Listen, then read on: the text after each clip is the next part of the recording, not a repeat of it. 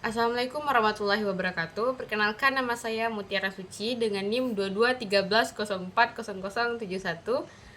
Di sini saya akan menyampaikan materi tentang produk-produk asuransi syariah. Nah, jadi produk-produk asuransi syariah itu terbagi dua. Yang pertama asuransi jiwa, yang kedua asuransi kerugian.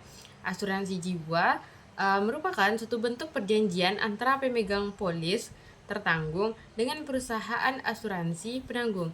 Dalam perjanjian ini, pihak tertanggung berkewajiban membayar sejumlah premi secara berkala selama masa pertanggungan berlangsung.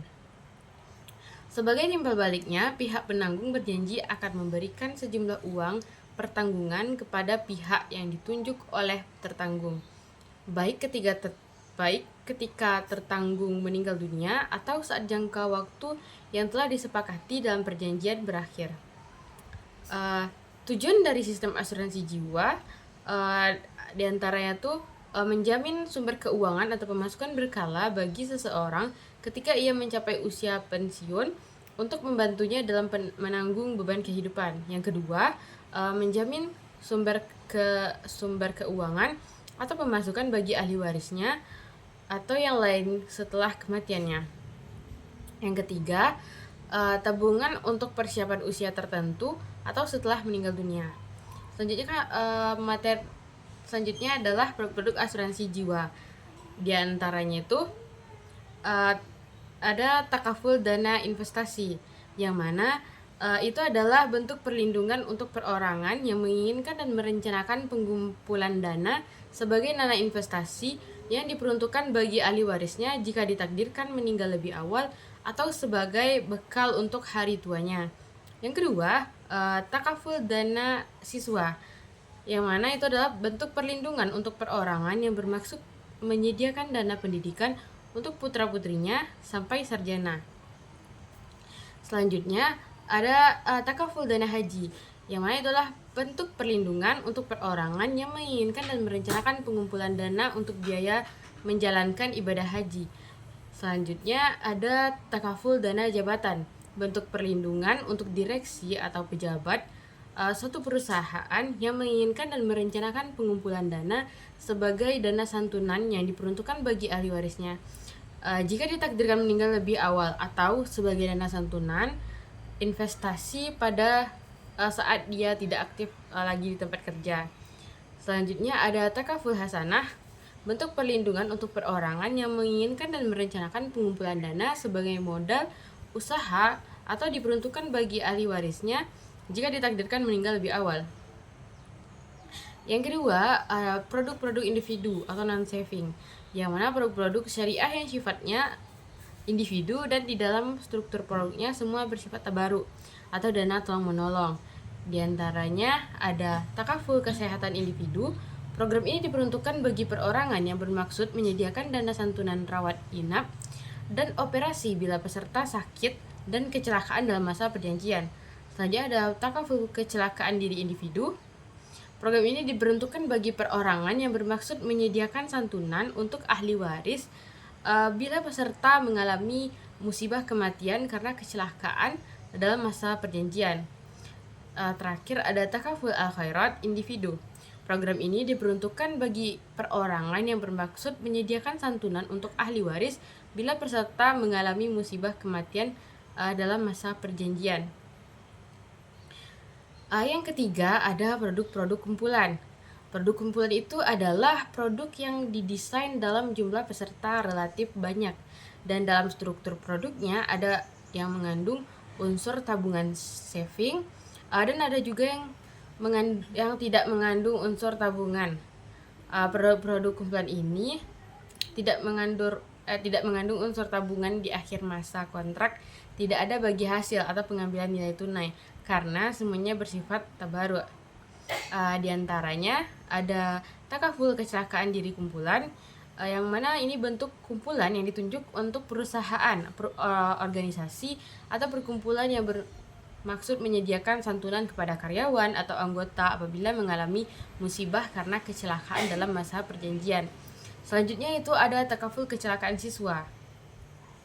Ini adalah bentuk kumpulan yang ditunjukkan kepada sekolah atau perguruan tinggi atau lembaga pendidikan non-formal yang bermaksud menyediakan santunan kepada siswa atau mahasiswa yang pesertanya apabila mengalami musibah karena kecelakaan yang mengakibatkan cacat tetap total maupun sebagian atau meninggal. Selanjutnya ada takaful wisata dan perjalanan. Program ini diperuntukkan bagi Biro Perjalanan dan Wisata atau travel yang berkeinginan memberikan perlindungan kepada pesertanya apabila mengalami musibah karena kecelakaan yang mengakibatkan cacat tetap total, sebagian atau meninggal selama wisata maupun perjalanan dalam dan luar negeri. Selanjutnya ada takaful pembiayaan, bentuk perlindungan kumpulan yang beberapa jaminan pelunasan utang apabila yang bersangkutan ditakdirkan meninggal dalam masa perjanjian. Selanjutnya itu ada takaful majelis taklim. Ini adalah bentuk perlindungan bagi majelis taklim yang bermaksud menyediakan santunan untuk ahli waris jemaahnya apabila yang bersangkutan ditakdirkan meninggal dalam masa perjanjian. Terakhir ada takaful al-khairat, bentuk perlindungan kumpulan yang diperuntukkan bagi perusahaan pemerintah atau swasta, organisasi yang berbadan hukum, atau usaha yang bermaksud menyediakan santunan meninggal untuk ahli waris bila peserta atau karyawan mengalami musibah meninggal.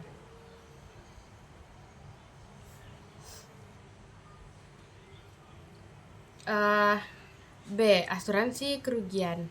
Asuransi kerugian syariah atau takaful umum adalah bentuk perlindungan atas kerugian yang dialami oleh peserta akibat risiko terhadap aset atau kewajiban tertentu, seperti kerusakan kendaraan, kebakaran properti, kehilangan barang, hingga risiko tanggung gugat hukum.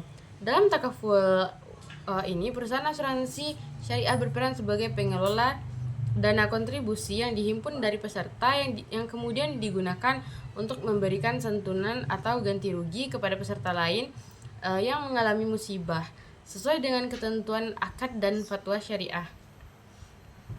Jenis asuransi kerugian yang pertama ada asuransi kerugian harta benda sebagian atau seluruhnya.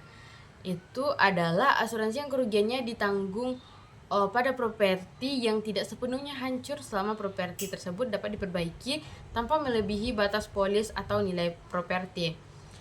Kerugian total terjadi ketika biaya perbaikan properti lebih dari nilai properti. Kerugian yang ditanggung oleh asuransi sebagian lebih sering terjadi daripada kerugian yang ditanggung oleh asuransi seluruhnya.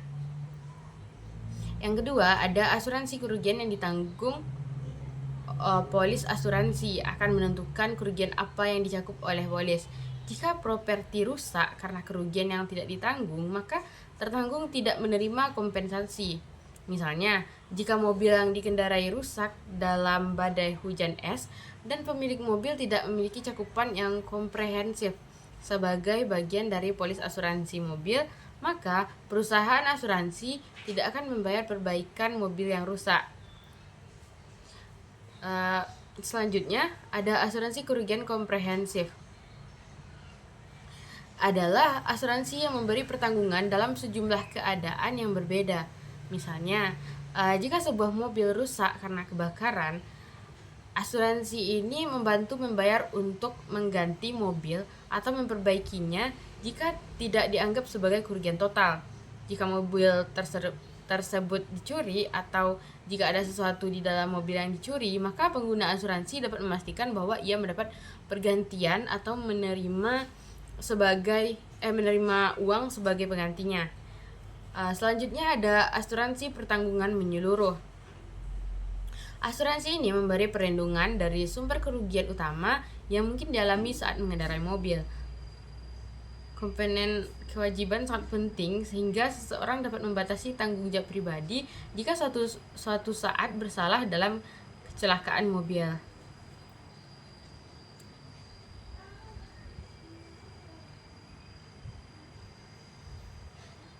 Manfaat selanjutnya adalah manfaat asuransi.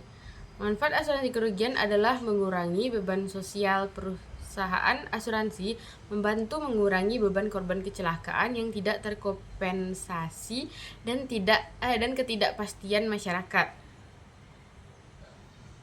Tujuan mempunyai asuransi kerugian adalah agar perusahaan dapat mengalihkan resiko kerugian kepada perusahaan asuransi dan biaya pengalihan risiko tersebut dapat dijangkau oleh perusahaan tersebut. Adapun perusahaan yang menginginkan risiko lebih besar dapat ditanggung oleh perusahaan asuransi, maka perusahaan tersebut bisa melakukan reasuransi. Sekian materi yang dapat saya sampaikan. Assalamualaikum warahmatullahi wabarakatuh.